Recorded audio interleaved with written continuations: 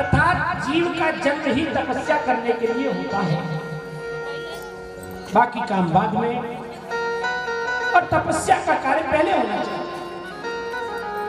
ब्रह्मा जी कह रहे, सुखदेव जी महाराज बता रहे हैं कि तपस्या के प्रभाव से साक्षात नारायण ने मुझे दर्शन दिए, और भगवान नारायण जब मुझे दर्शन देने के लिए आए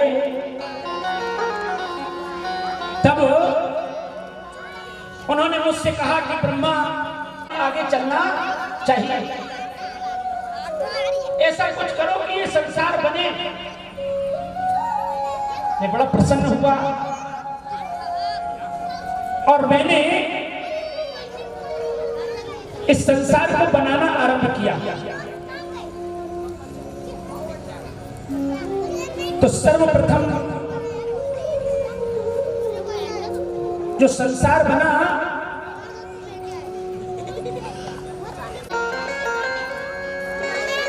कि मेरे मन में विचार आया और उस विचार ने 4 पुत्रों को जन्म दिया। सावधानी पूर्वक कथा को श्रवण करें। ब्रह्मा की उत्पत्ति हुई। ब्रह्मा जी को आदेश किया कि मैं तुम्हारी तपस्या से प्रसन्न हूं। प्रसन्न होने के पश्चात मैंने कहा कि संतान को जन्म दो। तो ब्रह्मा जी के द्वारा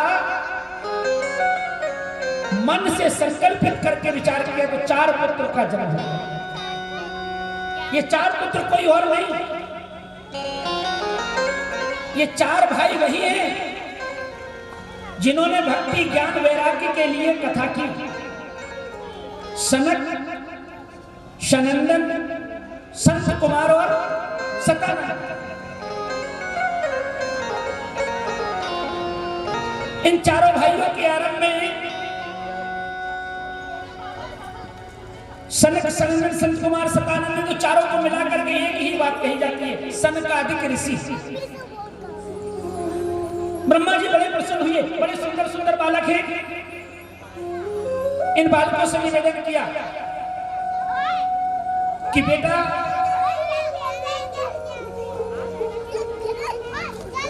संसार को आगे बढ़ाओ, संसार में संतान को जन्म दो। चारों भाइयों ने कहा उससे क्या होगा? का संतान को जन्म दो और भजन करके परमात्मा को प्राप्त करो, नारायण को।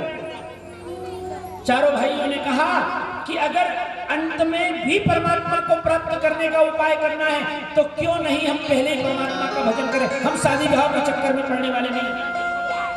बोले क्यों? तो कहा ग्रह कार्य नाना जंजाला। एक बार घर के चक्कर में पड़ गए, गृहस्थी के चक्कर में पड़ गए तो फिर मामला बिगड़ जाएगा। क्यों? क्योंकि एक बार गृहस्थी के चक्कर में पड़े तो फिर सारी हेकड़ी व्यक्ति भूल जाता है।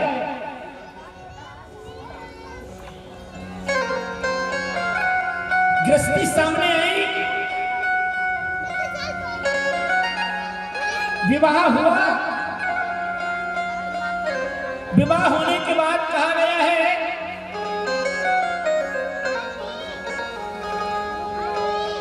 सारी अकड़ उतर जाती है। जीव के साथ ये होता है कि भूल गई हेकड़ी और 3 चीज याद रही, नॉन, तेल, लकड़ी। अब लकड़ी का जमाना नहीं है, गैस सिलेंडर का जमाना है, तो वो भी याद ही रहता है कि कब खत्म होने वाला है। केवल 3 चीज याद रहती है। इसलिए पिताजी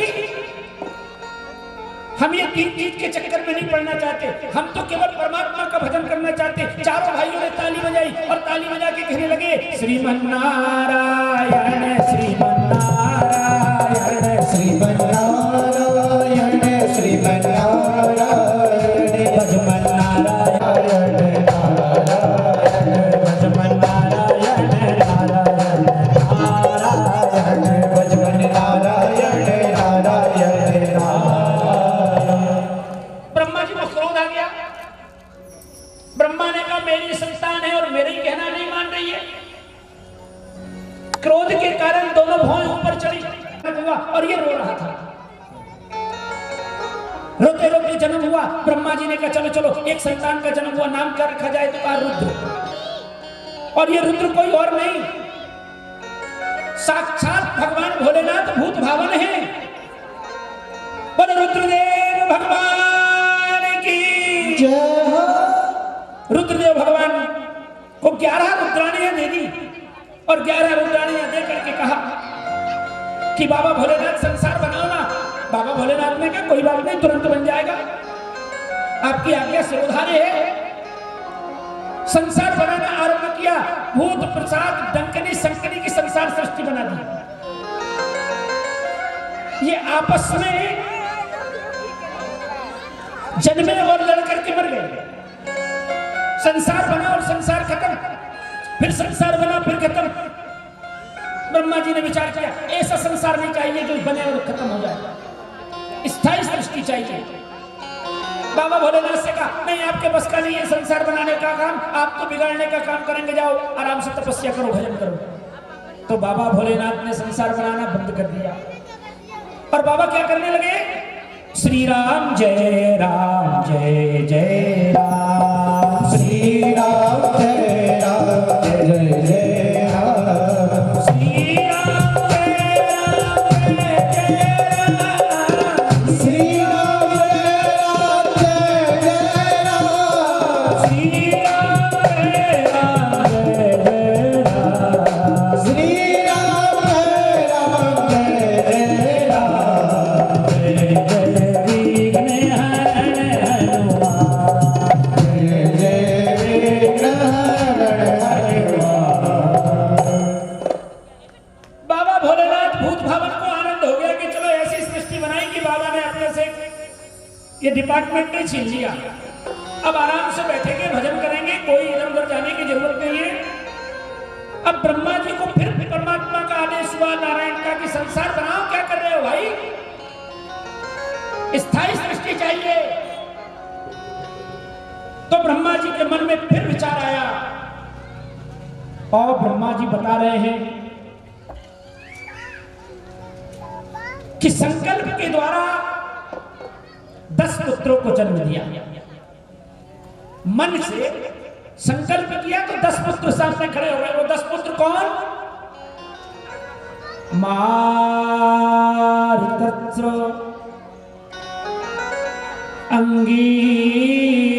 अंगीरसो,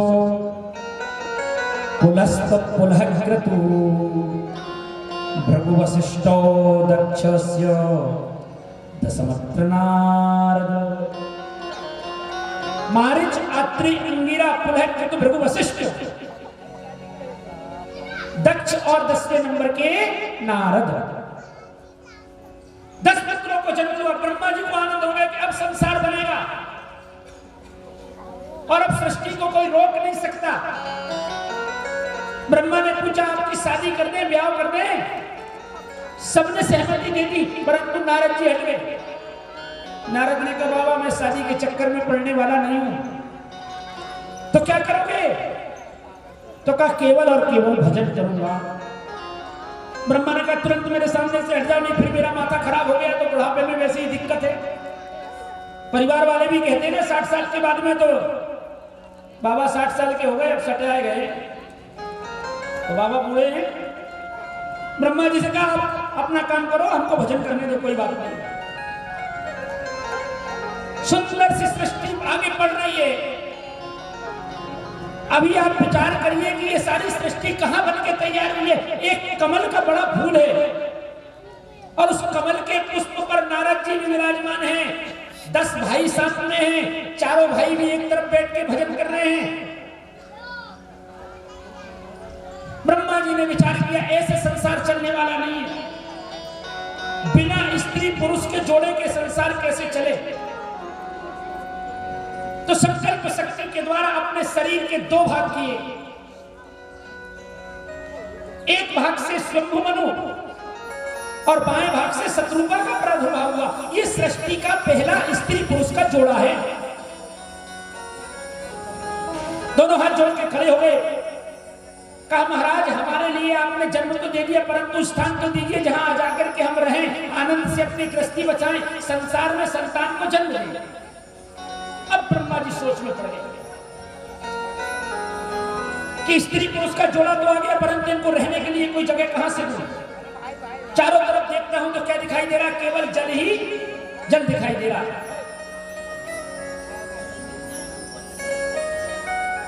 अब ये जल ही जल जो दिखाई दे रहा है, फिर ब्रह्मा जी सोच में पड़ गए और सोचते सोचते सोचते सोचते ब्रह्मा जी को एक जोर की छींक आई।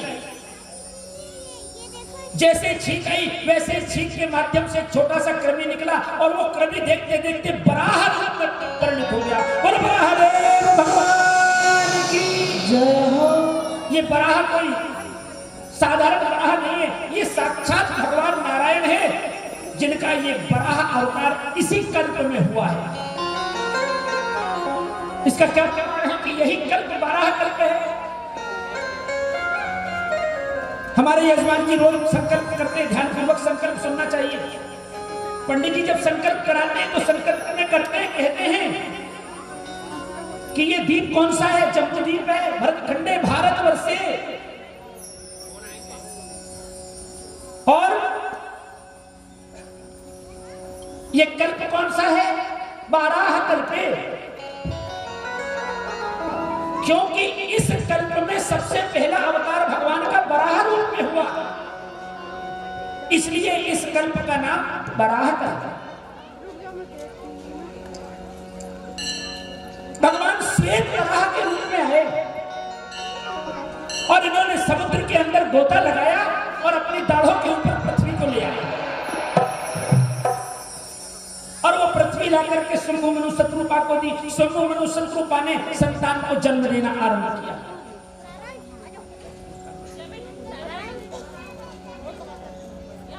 जब भगवान पृथ्वी को लेकर के आ रहे थे तो मेरे नारायण को हिरणाक्ष नाम का दैत्य मिल गया। बहुत ध्यानपूर्वक सुनना। ये हिरणाक्ष नाम का दैत्य भगवान को रोकता है, जो पृथ्वी को नहीं ले जा सकते। ये मेरे खेलने की सामग्री है, वस्तु है। मैं इसे के साथ खेल खेलता हूं। रोज सुबह घर से जब बाहर निकलता हूं तो एक ठोकर इधर से मारता हूं, एक ठोकर उधर से मारता हूं। जैसे बच्चे अगर घर में फुटबॉल पड़ी रहे तो आते जाते इधर से एक धड़ाम से मारा, उधर से एक धड़ाम से मारा। तो हिरणाक्ष ने कहा कि ये तो मेरे खेलने की सामग्री, इसे कहां ले जाते हो? भगवान ने कहा ये खेलने की सामग्री नहीं है भैया, ये तो माता पृथ्वी है, इसे तो मैं ले जाऊंगा। तो कहा मेरे साथ युद्ध करना पड़ेगा। भगवान ने कहा उसके लिए हम तैयार हैं। एकदम युद्ध आरंभ हो गया। सारे के सारे देवता आकाश में आ गए। हिरणाक्ष नाम के दैत्य से सारे देवता परेशान थे। सब भगवान से प्रार्थना करें, देर मत करो भगवान, तुरंत गोविंदाय नमो में करो इसको। बड़ा आतंकवादी है, बड़ा आतंक मचा के रखा है इसने, मार दो। भगवान ने थोड़ी देर खेल खेल में युद्ध करते गए और देखते ही देखते चक्र का आवाहन किया। चक्र सुदर्शन ने इसे पराधाम परागति को प्राप्त करा दिया। अब आप लोग एक विचार करिए कि एक तरफ तो ये संसार बन रहा है, इस संसार में जब कोई था ही नहीं तो हिरणाक्ष कहां से आ गया? विचार आना चाहिए। और हिरणाक्ष किसका पुत्र है? महाराज कश्यप का पुत्र है। और कश्यप किसके पुत्र हैं? मारीच के पुत्र हैं। मारीची ऋषि जो है उनके पुत्र हैं। और ये ब्रह्मा जी के अभी अभी पुत्र का जन्म हुआ है, इनका पुत्र भी हो गया और उनके पुत्र ने जाकर के पृथ्वी को रसातल में ले लिया। ऐसे कैसे? तो व्यास जी महाराज ने यहां पर दो कथाओं को एक साथ मिला करके और स्थापित किया है। एक बार तो भगवान बराह रूप में आए और पृथ्वी का उद्धार करके शंभु मनु शत्रुपा को प्रदान की।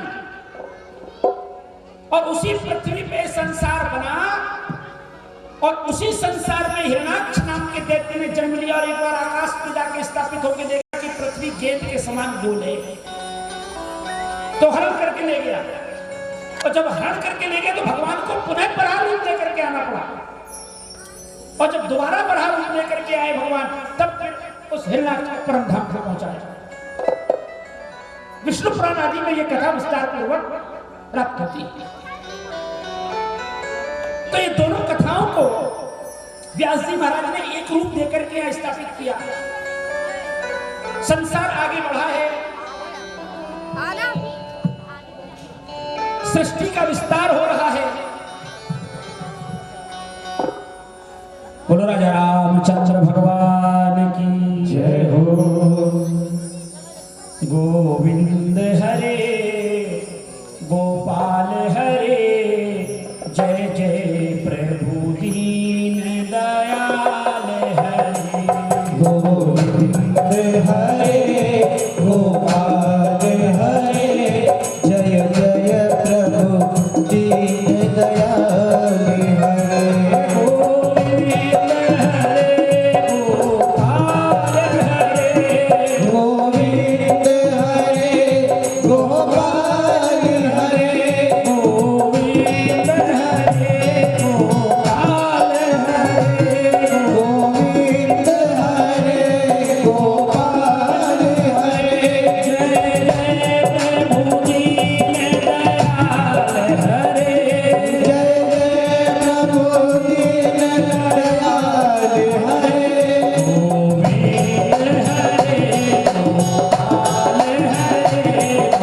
गोविंद हरे गोपाल हरे, गोविंद हरे गोपाल हरे, जय जय प्रभु दीन दयाल हरे।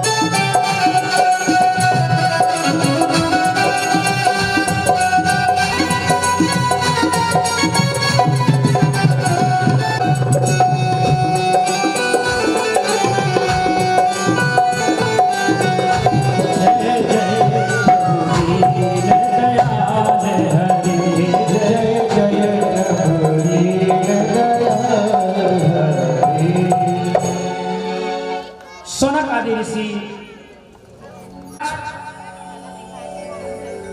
कश्यप ऋषि का पुत्र और हिरणाक्ष इतना आतताई कैसे हो गया? क्या कारण था कि इसकी बुद्धि बिगड़ गई और इसने दैत्योनी में जन्म ले लिया? तो सुखदेव जी महाराज राजा परीक्षित को बता रहे हैं और सूत जी महाराज सौनक आदि ऋषि को बता रहे हैं कि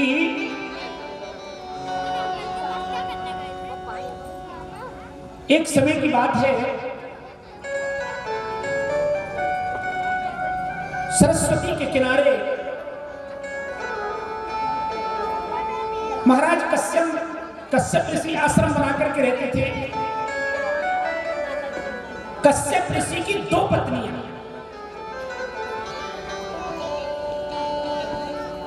एक का नाम दिति है और एक का नाम अदिति है।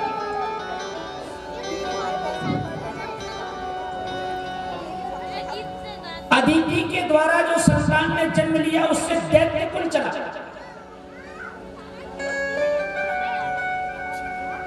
अदिति के द्वारा जो संतान ने जन्म लिया वो देवताओं का कुल हुआ और दिति के द्वारा जो संतान ने जन्म लिया वो दैत्यों का कुल हुआ। दोनों बहनें। दिति नाम की पत्नी जिसके यहां पर हिरणाक्ष और हिरण्यकश्यप का जन्म हुआ, ये कथा बड़ी विचित्र है। एक दिन दिति के मन में संतान को जन्म देने का भाव उत्पन्न हुआ। ये समात्कृते विद्वन् काम अत्सारासन शुनोति दीनां विक्रम्य ब्रह्मामिव मतंगज। ये दिति नाम की जो पत्नी है जिसके द्वारा दैत्यों का वंश चलने वाला है, आज ये संतान को जन्म देने के लिए आतुर हुई और महाराज कश्यप से प्रार्थना की। संध्या का समय था। महाराज कश्यप ने कहा कि ये जो समय है ये समय भगवान के भजन का है। संतान को जन्म देने की इच्छा इस समय मन में जागृत होना भी पाप कर्म है। ये समय राम राम करने का है देवी। परंतु दिति ने महाराज कश्यप की एक न सुनी। संध्या के समय गर्भाधान संस्कार हुआ। इसके उपरांत महाराज कश्यप ने कहा कि देवी तुम्हारे गर्भ से एक नहीं दो संतान जन्म लेंगे और ये संतान बड़े भयंकर राक्षस के रूप में होगी। कभी भगवान का भजन नहीं करेंगे, कभी यज्ञ नहीं करेंगे, पूजन नहीं करेंगे, गैया मैया को सताने का काम करेंगे, ब्राह्मणों को सताने का कार्य करेंगे। दिति के मन में बहुत दुख हो गया कि ऐसी संतान जो संसार को सताए उसको अपने को जन्म देने नहीं, तो तपस्या के लिए बैठ गई। इधर ये घटना घटी और बैकुंठ में ये चारों भाई सनक सनंदन संत कुमार भगवान का दर्शन करने के लिए गए। द्वार पर जय और विजय नाम के पार्षद खड़े थे। इन जय विजय नाम के पार्षदों ने सनकादिक ऋषि को रोक दिया। कहां जाते हो बाबा? का भगवान नारायण के दर्शन करना है। पार्षदों ने कहा वो अभी नहीं मिल सकते आपसे, वो सो रहे हैं। अच्छा, भगवान नारायण भी कभी सोते हैं क्या? अरे भाई मिलने दो, भगवान के दर्शन करने दो। हम संत महात्मा हैं, भगवान के दर्शन हम करने आए हैं। पार्षदों ने कहा नहीं जाने देंगे। संत को क्रोध आ गया, तुरंत जल निकाला कमंडल से, मंत्रान्वित किया और श्राप दे दिया कि जाओ हम तुम्हें श्राप देते हैं कि तुम दैत्य योनि में जाकर के जन्म लोगे, क्योंकि भगवान के द्वार पर खड़े रहने योग्य तुम नहीं हो। तुम्हारे मन में दया नहीं है, तुम ये नहीं जानते कि सत्य क्या है।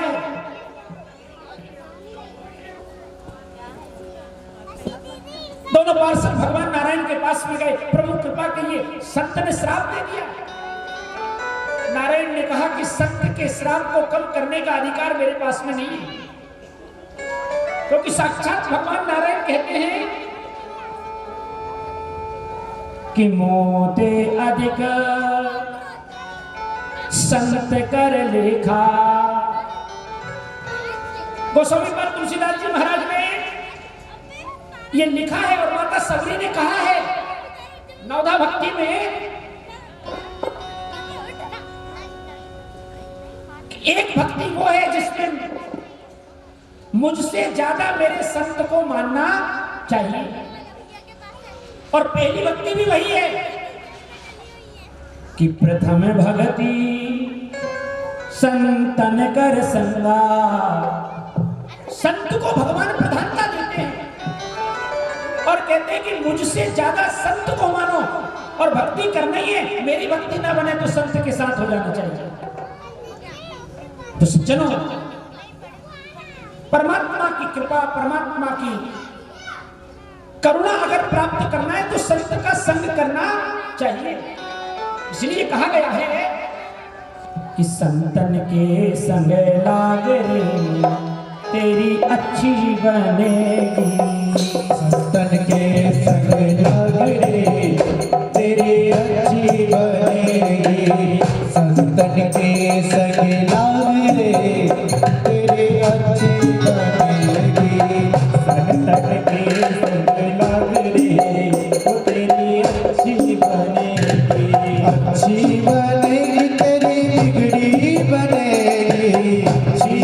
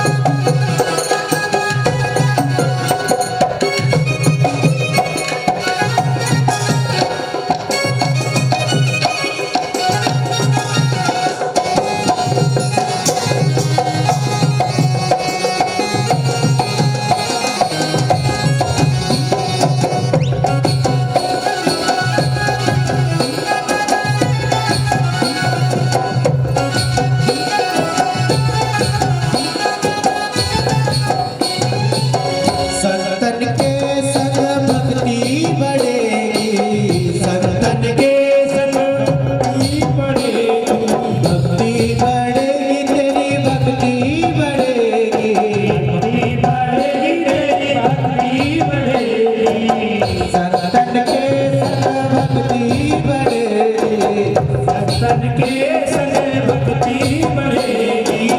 राम चरण अनुराग रे, हाँ राम चरण अनुराग रे, तेरी अच्छी बनेगी। संतन के संग लाग रे, तेरी अच्छी बनेगी।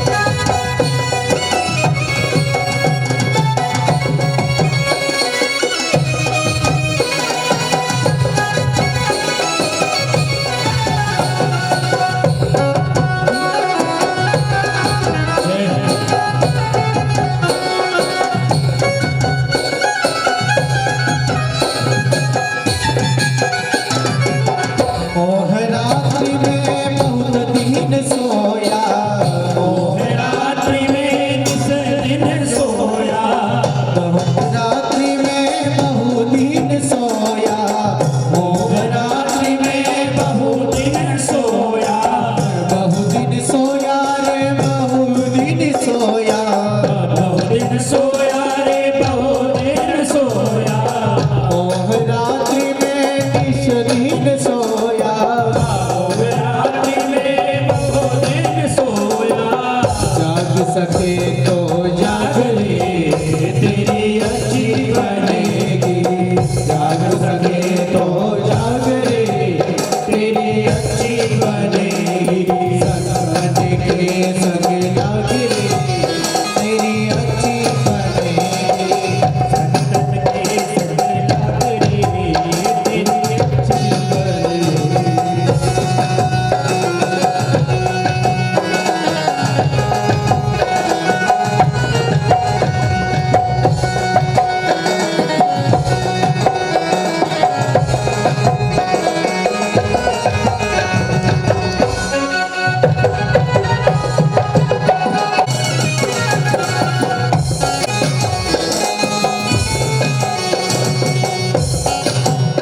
सुनो भाई साधो, कहत कबीर सुनो भाई साधो, सुनो भाई साधो, सुनो भाई साधो, सुनो भाई साधो सुनो भाई साधो, भाई साधो, भक्त कबीर सुनो भाई साधो। ओ ये तेरो बड़ो भाग रे, हाँ ओ ये तेरो बड़ो भाग रे, तेरी अच्छी बनेगी। संतन के संग लाग रे, तेरी अच्छी बनेगी। संतन के संग लाग रे, तेरी अच्छी बनेगी। संतन के संग लाग ऋषियों के लिए प्रणाम किया और जय विजय से कहा कि संतों के श्राप को मैं कम नहीं कर सकता, परंतु मैं इतना वचन देता हूं कि जब तुम दैत्य योनि में जन्म लोगे तो मैं स्वयं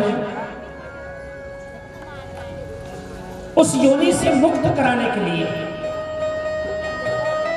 धराधाम पर आऊंगा और वापस तुम्हारी स्थापना वैकुंठ में कर दूंगा। संतों के श्राप को कम करने की सामर्थ्य भगवान नारायण में भी नहीं, और संतों के कृपा प्रसाद को भी कम करने की ताकत भगवान नारायण में नहीं। कथा के प्रारंभ दिवस में आपने सुना कि जिस ब्राह्मण के भाग्य में 7 जन्मों तक के संतान का सुख नहीं था, उसको सुखी करने के लिए भी परमात्मा ने फल प्रदान किया। संत ने फल दिया तो संतान हुई। इसलिए परमात्मा कहते हैं कि मोते अधिक संत कर लेखा। संत मुझसे भी बड़े हैं।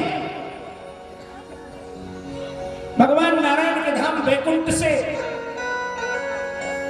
जय और विजय नाम के पार्षद पतित हुए श्राप के कारण और आकर के सीधे दिति के गर्भ का आश्रय लिया। दिति के गर्भ में समा गए। दिति को यह पता चला कि मेरे द्वारा जो संतान का जन्म होगा वो संतान आतताई होगी, दुराचारी होंगे। तो तपस्या के लिए बैठ गई और कितना तप किया, 100 वर्ष हो गए संतान को जन्म नहीं दिया। वैसे सामान्य संतान को जन्म देने के लिए भागवत महापुराण में आगे वर्णन आ रहा है कि 10वें महीने में संतान का जन्म हो जाता है।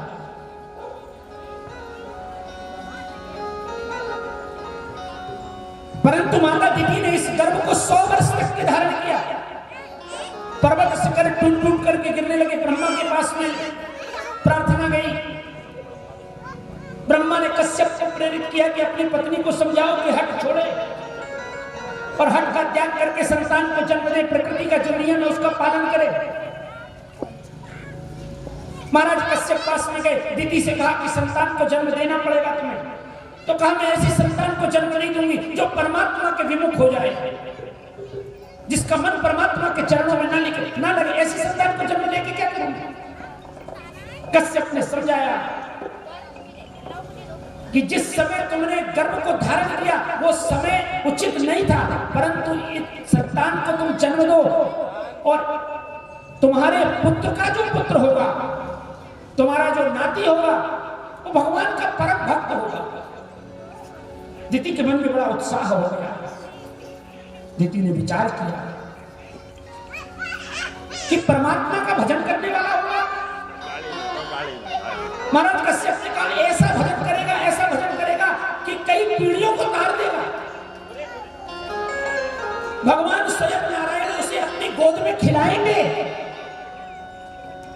और अगर तुम पुत्रों को जन्म नहीं दोगी तो पौत्र कहां से होगा, नाती कहां से होगा।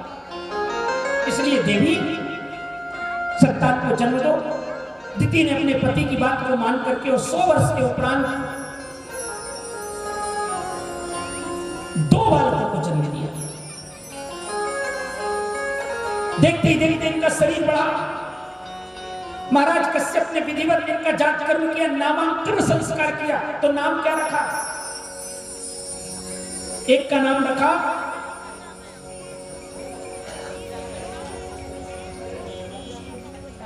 जुड़वा संतान को जन्म दिया है। और शास्त्र की यह परंपरा है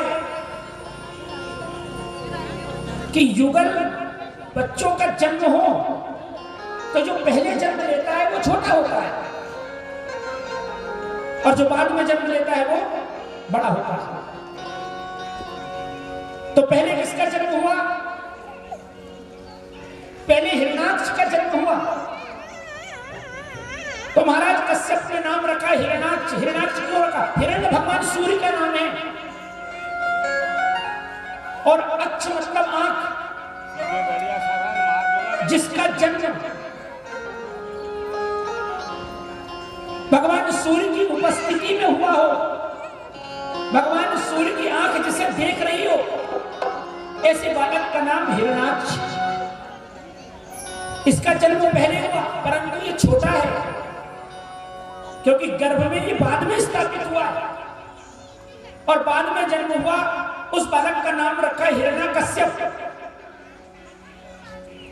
कश्यप खुद का नाम है और हिरण्य मतलब सूर्य, जिसका जन्म मेरे द्वारा हिरण्य भगवान सूर्य की उपस्थिति में हुआ, इसलिए इसका नाम हिरण्यकश्यप। 100 वर्ष की इनकी आयु हो चुकी है, विकराल शरीर है। वही हिरण्यकश्यप का भाई हिरण्याक्ष आकाश में जाकर के पृथ्वी को एक बार देखा, गेंद के समान दिखाई दी, ले जाकर रसातल में स्थापित कर दिया। पुनः भगवान को आना पड़ा और पृथ्वी के ऊपर कृपा की, पृथ्वी का उद्धार किया और संसार आगे बढ़ा। सज्जनों, शंभु मनु और शत्रुपा की जगत पूरा संसार संतान है। उन्हीं के द्वारा ये संसार आगे बढ़ा। कैसे बढ़ा? शंभु मनु और शत्रुपा के द्वारा 3 पुत्रियों को जन्म दिया गया और 2 पुत्र हुए। आकुति, देवहूति प्रसूति नाम कन्या, आकृति, देवहूति और प्रसूति नाम की 3 कन्याएं हुई और 2 पुत्र हुए। एक पुत्र का नाम प्रियव्रत और एक पुत्र का नाम उत्तानपाद। संसार आगे बढ़ रहा है, सब अपने अपने स्थान पर स्थापित होकर पृथ्वी के ऊपर धीरे धीरे कर करके तीनों पुत्रियां बड़ी होने लगी। महाराज शंभुमनु को चिंता होना चालू हुई कि मैं तो इस संसार में किसी जानता भी नहीं हूं, पुत्री का विवाह कहां करूंगा। बड़ी पुत्री का नाम देवहूति है, इसके लिए योग्य वर कहां मिलेगा। तो एक दिन नारद जी का आगमन हुआ और नारद जी ने आकर के महाराज शंभुमनु का राजोचित स्वागत स्वीकार किया। शंभुमनु महाराज ने कहा कि प्रभु एक कृपा करिए गुरुदेव, मेरी पुत्री विवाह योग्य हो गई है, तो आप ऐसा कोई वर बताइए जिसके साथ मैं अपनी कन्या का विवाह कर सकूं। कहा ठीक है महाराज। नारद जी ने बताया कि यहां से कुछ दूरी पर सरस्वती के किनारे महाराज कर्दम तपस्या कर रहे हैं और कर्दम ऋषि आपकी कन्या के योग्य वर हैं, आप उनके पास में जाओ।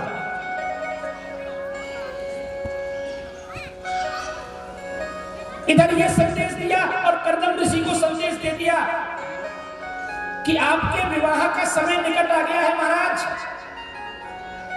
और कर्दम ऋषि आज से तपस्या नहीं कर रहे, कई वर्षों से भगवान नारायण की तपस्या की उन्होंने, और तपस्या भी काय के लिए की, यही वरदान मांगने के लिए कि भगवान हमारा विवाह जल्दी हो जाना चाहिए।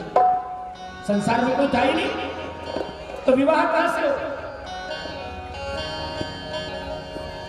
जब परमात्मा है, परमात्मा ने कहा तुम्हारा विवाह होगा, निश्चित होगा, तो कर्दम ऋषि ने कहा मैं विवाह तो करना चाहता हूं, परंतु विवाह करूंगा उस शर्त पे कि आपके समान मेरे यहां पर पुत्र का जन्म होना चाहिए।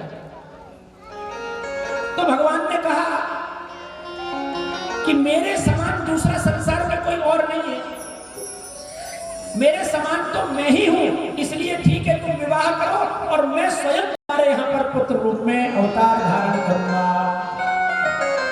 महाराज कर्दम विवाह के लिए तैयार हुए। शंभुमनु शत्रुपा ने देवहूति को लिया और लेकर के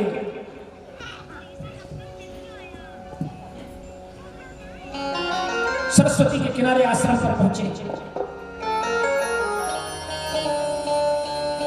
महाराज कर्दम समाधिष्ठ, समाधि लगी हुई, रथ के आने की गड़गड़ाहट को सुना।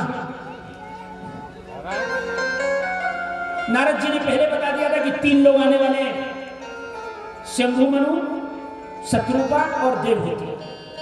तो 3 आसन बिछा दिए और कुछ कंदमूल फल लेकर के आए, आकर के उनके अल्पाहार की व्यवस्था भी कर दी। ऐसे ही होता है ना, जब कोई लड़का लड़की देखने के लिए आए। महाराज कर्दम के पास कुटिया तो थी, परंतु कुटिया के नाम पर घास फूस की एक कुटिया, और वास्तव में उसमें अधिकार चूहों का था। बड़े बड़े अजगर सांप उसमें रहते थे। तो कुटिया की बाहरी व्यवस्था बनाई। बाबा जी समाधि लगा के बैठे, रथ से तीनों उतरे। 3 आसन लगे हुए हैं। कर्दम ऋषि ने 3 आसन लगाए, एक देवहूति के लिए, एक शंभुमनु के लिए और एक शत्रुपा के लिए। शंभुमनु आसन पर विराजमान हो गए, माता देवहूति आसन पर विराजमान हो गई, तीसरा आसन खाली है। आसन देवहूति के लिए है। देवहूति ये जानती है कि थोड़ी देर के बाद ये मेरे पति हो जाएंगे, और इस आसन पर मैं बैठ गई तो ये मानना कि मैंने अपने पति के द्वारा सेवा कराई।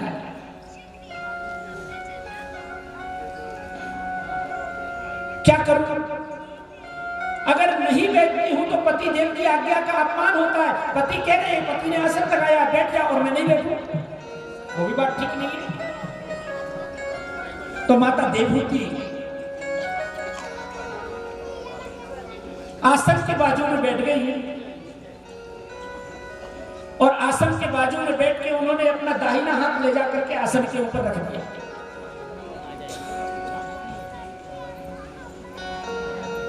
पति के द्वारा कोई सेवा भी प्राप्त नहीं की और आसन का सम्मान भी हो गया। महाराज कर्दम समझ गए कि ये जो कन्या है ये मेरे विवाह करने योग्य है। संसार का दूसरा जोड़ा स्त्री पुरुष का जहां पर मंगल परिणय होने जा रहा है, और ये विवाह चक्रमंगनी और पट विवाह वाला हुआ, देर नहीं लगी। महाराज कर्दम के हाथ में अपनी पुत्री का हाथ लिया और कहा कि नारद जी के द्वारा मुझे आज्ञा हुई और ये कन्या मेरी आपके योग्य है, आप इसे स्वीकार करें। स्वीकार करें। माता पिता वापस हो गए। महाराज कर्दम तो तपस्या करने वाले साधु हैं, और तपस्या करने वाले साधु ऐसे कि आज ही विवाह हुआ और तुरंत भगवान का नाम जप करने बैठ गए। नारायण नारायण नारायण करने के लिए बैठे। एक दिन बीता, 2 दिन बीता, 3 दिन बीता, देखते ही देखते यहां वर्णन आया है कि 40 साल तक एक आसन पर बैठे रहे। ये देवहूति रोज स्नान करती, स्नान करके कंदमूल फल लेकर के आती और महाराज की सेवा किया करती। कितनी विचित्र विडंबना है कि आज विवाह हुआ और आज ही महाराज 40 साल के लिए समाधि लगा करके बैठ गए। 40 साल के बाद में समाधि टूटी। नेत्र खोल करके उन्होंने देखा तो एक बूढ़ी माता राम सामने बैठी, शरीर में झुर्रियां आ गई। अरे इतना भी ठीक था? बहुत बड़ी बात तो तब हो गई जब महाराज कर्दम ने ये पूछा कि देवी तुम कौन हो? देवहूति ने कहा, भगवान अरे मैं आपकी पत्नी को भूल गए। आज से 40 साल पहले आपसे मेरा मंगल परिणय संपन्न हुआ, तब से आज तक मैं आपकी समाधि टूटने का इंतजार कर रही हूँ। आपकी सेवा करती हूँ, रोज ठाकुर जी का पूजन करती हूँ। ओहो! महाराज कर्दम ने कहा, तुम्हारे साथ बड़ा अत्याचार हो गया, न्याय होना चाहिए। अपनी तपस्या के बल से तुरंत महाराज ने कहा कि ये सरस्वती का जल कल कल करके बह रहा है, इसमें स्नान करो। पति की आज्ञा है। माता ने तुरंत जाकर के स्नान किया तो नव विवाहित 16 वर्ष की कन्या के जैसा रूप प्राप्त कर लिया। अब कपिल जी कर्दम जी महाराज संत वेश में बड़ी बड़ी जटाएं हैं, उन्होंने स्नान किया तो एकदम तरुण हो गए, नव युवक रूप धारण कर लिया। स्त्री और पुरुष का सुंदर जोड़ा सरस्वती के किनारे विराजमान। तुम्हारे साथ न्याय होगा, तुम्हारा जो अधिकार है वो तुमको प्राप्त होगा। अपने मंत्र के द्वारा जल लिया हाथ में, जल लेकर के उसका संकल्प किया और संकल्प करके महाराज कर्दम ने पृथ्वी पे छोड़ दिया। जैसे ही जल की बूंदें पृथ्वी पर गिरी, देखिए हमारे ऋषि संत महात्मा के तप का प्रभाव, तप के प्रभाव से एक विमान बन गया। और ये कोई 10-5 सीट वाला विमान नहीं था साहब। यहां वर्णन आया है कि ये जो विमान बना ना, ये विमान 40 कोस लंबा विमान था। पुराने लोग कोस की गणना लगा सकते हैं कि एक कोस में कितना किलोमीटर होता है, कितना होता है। 40 कोस लंबा विमान था ये, किलोमीटर में कितना होगा? 120 किलोमीटर। मुझे नहीं लगता कि आज तक किसी वैज्ञानिक ने इतना बड़ा विमान बनाया हो। अब 120 किलोमीटर मतलब मान लीजिए कितना है यहाँ से दूरी, यहाँ से दूरी इटारसी लगभग मान लीजिए इतना ही होगा। इतना बड़ा विमान था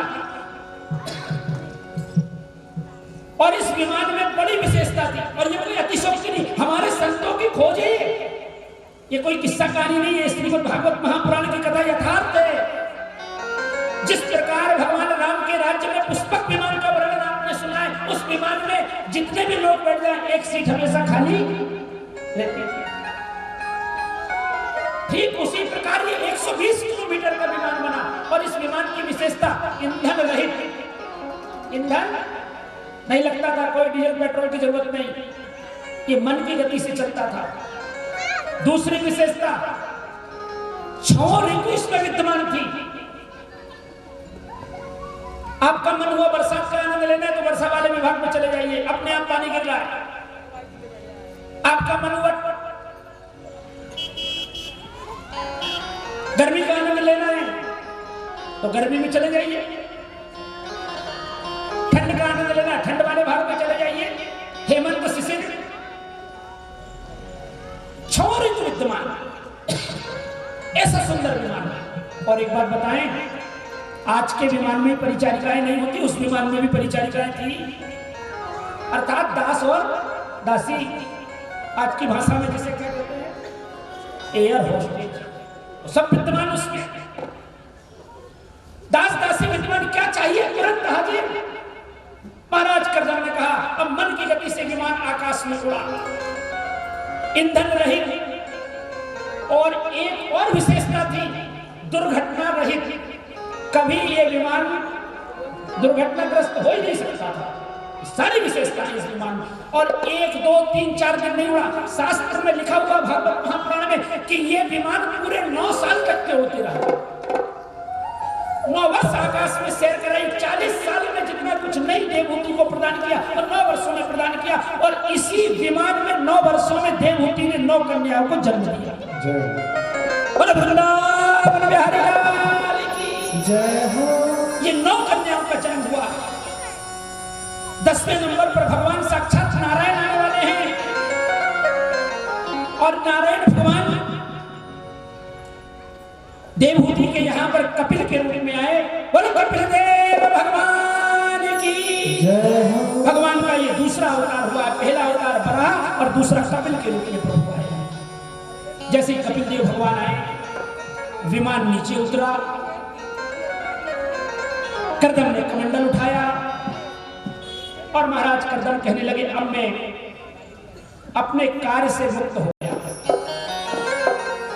अब मुझे भगवान का भजन करने के लिए जाना चाहिए।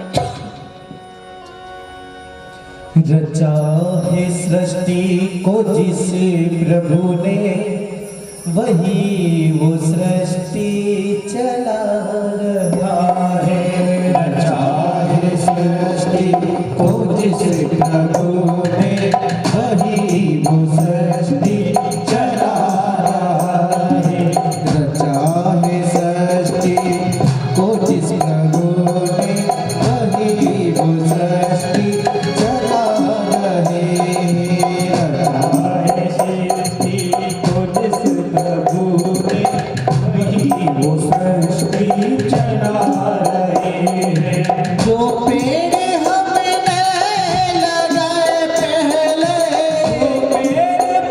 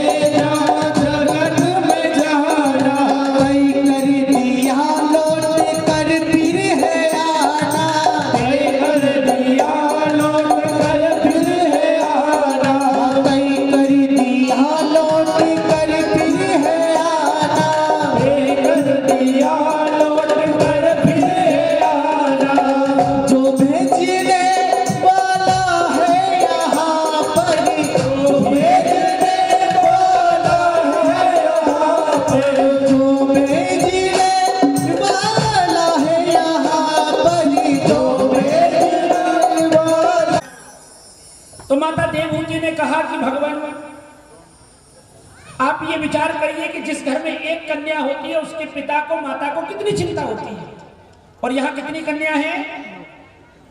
कितनी कन्याएं हैं? 9 कन्याएं हैं। तो 9 कन्याओं को आपने जन्म दे दिया, जन्म हमारे यहां हो गया भगवान की कृपा प्रसाद। इनका एक आध का तो ब्याह कर दो, इसके बाद जाना। तो कहा कि ठीक है, इनके विवाह की व्यवस्था भी हम बनाते हैं। सज्जनों, ब्रह्मा जी को यह बात पता चला कि महाराज करदम के यहां 9 कन्याओं का जन्म हुआ है। तो विचार किया कि मेरे 9 पुत्र हैं, 10वें नंबर के नारद है जो विवाह करना नहीं चाहते, परंतु 9 तो विवाह करना चाहते हैं ना, तो इनके लिए लड़की कहां ढूंढते घूमूंगा। भगवान कपिल का अवतार हुआ, क्यों नहीं दर्शन करने चलूं और साथ में अपने 9 पुत्रों को भी ले जाता हूं, मामला जम जाएगा तो जम ही जाएगा। प्रस्ताव रखेंगे महाराज करदम के सामने, अपने 9 पुत्रों को साथ में लिया और भगवान कपिल का दर्शन करने के लिए गए। आनंद के साथ में दर्शन किया। 9 पुत्रों को महाराज करदम ने देखा तो ब्रह्मा जी के सामने प्रस्ताव रखा कि महाराज, अगर आपको स्वीकार हो तो मेरी 9 कन्या हैं और आपके 9 पुत्र हैं, इन 9 पुत्रों को मैं अपनी 9 कन्या अर्पण करना चाहता हूं। संसार बन रहा है, धीरे धीरे धीरे धीरे धीरे करके संसार आगे बढ़ते चला जा रहा है। मार्चे कलाम प्रदातन सुयामथात्रे। महाराज मरीचि के लिए जो अपनी बड़ी पुत्री है जिसका नाम कला है, उसका विवाह किया गया और अनसुईया नाम की पुत्री किसको ब्याही? आप सब जानते हैं। अनसुईया नाम की जो पुत्री है वो आत्रि ऋषि को ब्याही। अत्रि ऋषि के साथ उनका विवाह किया गया। श्रद्धा नाम की पुत्री अंगिरा ऋषि के साथ में विवाह किया गया और हविर्भू नाम की एक पुत्री इनकी है, इसका विवाह पुलस्त ऋषि के साथ में किया गया। और पुनः गति युक्ताम कृत्वे चा क्रिया समेत। पुलह ऋषि के साथ में गति नाम की पुत्री और क्रतु ऋषि के साथ साध्वी क्रिया का विवाह किया गया। महाराज भृगु के साथ ख्याति और वशिष्ठ ऋषि को अपनी अरुंधति नाम की कन्या दी और अथर्वा ऋषि के साथ शांति का विवाह किया गया। ऐसे करके 9 कन्याओं को 9 ऋषि को अर्पण कर दिया। अब बाबा ने कहा कि अब मैं रुकने वाला नहीं हूं, क्योंकि मैंने भगवान से वादा किया था कि जब आप मेरे यहां अवतार लोगे और मैं आपका दर्शन करूंगा, उसके बाद गृहस्थ आश्रम को छोड़ करके वन में बैठ करके परमात्मा का भजन करते रहूंगा। 9 कन्या का विवाह संपन्न हुआ। महाराज करदम वन में निकल गए तपस्या करने के लिए। माता देवहूति अपने पुत्र कपिल के साथ में आश्रम में विराजमान है। एक दिन अपने पुत्र के सामने मैया बैठी है और आज माता को कपिल देव भगवान ज्ञान प्रदान कर रहे हैं। माता का मन इस संसार में लगा हुआ, आसक्ति में लगा हुआ। महाराज करदम का मन तो संसार से निकल गया और भजन करने चले गए, परंतु मैया अभी भी अपने पुत्र को सब कुछ मानती है। मैं ब्याह करूंगी बेटा तेरा, फिर तेरी संतान होगी, नाती होंगे, पंती होंगे। भगवान ने कहा इस लफड़े में अगर मेरी मैया पड़ गई तो संसार को ज्ञान कहां से प्राप्त होगा? मां को मुझे ही ज्ञान देना पड़ेगा। भगवान कहते हैं मैया तो ये कैसी बात करती है? मया प्रोक्ताम ही लोकस्य प्रमाणम सत्यलोक के। ये जो संसार है ना मां, ये असार है। भगवान कपिल देव बता रहे हैं कि संसार में कुछ सार नहीं है। वास्तव में ये संसार क्या है? दुखालय है। यहां पर केवल और केवल क्या मिलता है? दुख मिलता है, सुख इसमें है ही नहीं। माने का किसी पागल जैसी बात करता है बेटा, सुख क्यों नहीं है? तो भगवान बता रहे हैं कि सुख और दुख नाम की संसार में कोई वस्तु है ही नहीं। ये दोनों केवल अनुभव करने का विषय है। भगवान कपिल देव बता रहे हैं, अपनी माता को समझाते बैठाल के बहुत समझाया है, माता फिर भी आड़ी तड़ी बात करते जाती। भगवान बता रहे हैं कि जिसको हमारे मन को जो अच्छा लगे वो सुख हो जाता है और हमारे मन को जो बुरा लगे वो दुख हो जाता है। एक बार एक कुम्हार था, उसकी दो पुत्री थी। एक पुत्री किसान को ब्याही, जो मटके बनाने का काम करता है वो, उसकी एक पुत्री किसान को ब्याही और एक पुत्री जो बर्तन बनाता था उसको ब्याही गई। पिताजी दोनों पुत्रियों से मिलने के लिए चले। भगवान बता रहे हैं पहले उसके यहां गए जो किसान को ब्याही गई थी।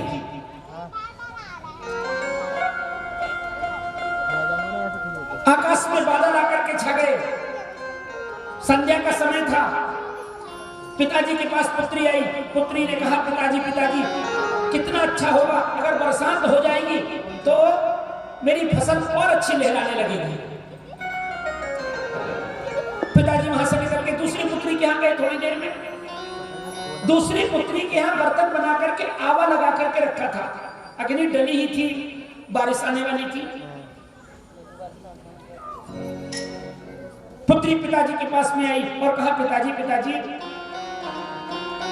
भगवान से प्रार्थना करो ना कि बरसात नहीं हो, अगर बरसात हो जाएगी तो मेरे सारे बर्तन गड़बड़ हो जाएंगे। अब विचार करिए, वर्षा एक ही होने वाली है। एक को वर्षा से अनुकूल स्थिति दिखती है और एक को प्रतिकूल स्थिति दिखती है। जिसको अनुकूल स्थिति दिख रही है उसको सुख मिलने वाला है वर्षा से, और जिसको प्रतिकूल स्थिति दिख रही है उसको दुख मिलने वाला है वर्षा से। भगवान बता रहे हैं कि भैया संसार में सुख और दुख नाम का कोई विषय नहीं है। हमारे मन का हो गया तो सुख और हमारे मन का नहीं हुआ तो दुख। इसलिए भैया ये संसार के प्रपंच में मत पड़े। माता ने कहा क्या करूं मैं? भगवान कहते हैं जैसे पिताजी माला लेकर के चले गए, राम राम करो, उसी में भला है। और वास्तव में सुखी कौन? भगवान कपिल कहते हैं कि मैया के सुख संतन पाहिया या हरि शरणन जाय। इस संसार में अगर सुख है तो संतों की शरण में है या भगवान के चरण में। दो जगह के अलावा संसार में सुख कहीं है ही नहीं। भगवान बहुत समझा रहे, समझाते समझाते कहते हैं कपिल देव कि मैया संसार में दुखी मिलेंगे। कैसे दुखी? कोई तन दुखी, कोई मन दुखी, और कोई धन बिन रहते उदास। थोड़े थोड़े सब दुखी, सुखी राम के दास। भगवान समझा रहे कि संसार में इतना दुख है कि कोई तन से दुखी है, उन्होंने कहा महाराज हमारे 10 गाय लगती है और 50 भैंस लगती है, परंतु करे क्या, डॉक्टर ने